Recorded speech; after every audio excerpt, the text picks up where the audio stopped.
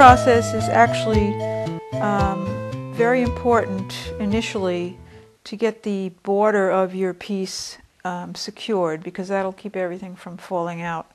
So basically I use most of the time, especially since I'm sewing by hand, I use my invisible baste stitch, and what I do is I just knot the thread and I use a single thread, come up from behind, and take the tiniest stitch I can on the surface, and then a long stitch on the back. Now the stitch on the surface doesn't really show. I'm taking my pins out as I go. And I take a very long stitch on the back. And this both goes very quickly. And as you can see, you've got a long float on the back. But really, this isn't the actual back of the piece most of the time. I can always take it out if I want. But most of the time I can leave it in because it's not showing on the surface. So I find it to be a very quick and efficient way, and I use it for really a lot of different things. It leaves a little dot, and I'm using a contrasting thread just so you can see that it really doesn't show on the surface. So this is a fairly quick process.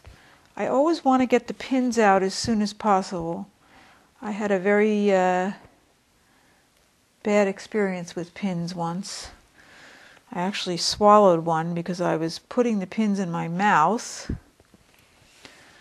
because I didn't have the pin cushion close by, and I swallowed one.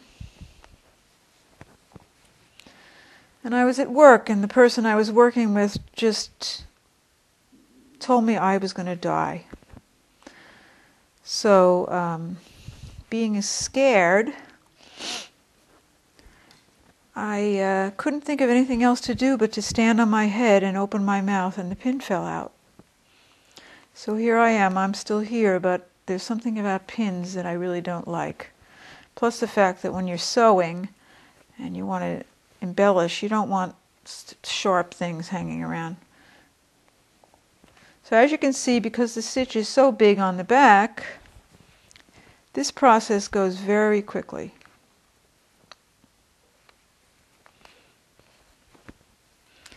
And really, once your pins are out, your piece is going to hold together enough for you to stitch. I have one done here, and you can see that it's holding together fairly well without even any stitches in the center.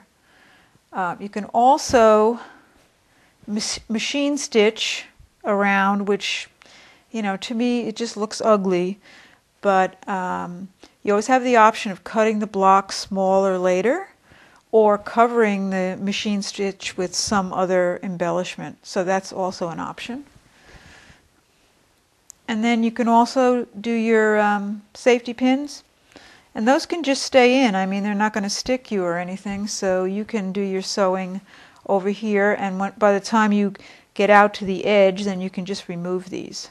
So those are the different ways that I hold it together. But once you weave your block, put the pins in, you should really do your basting and take care of that right away.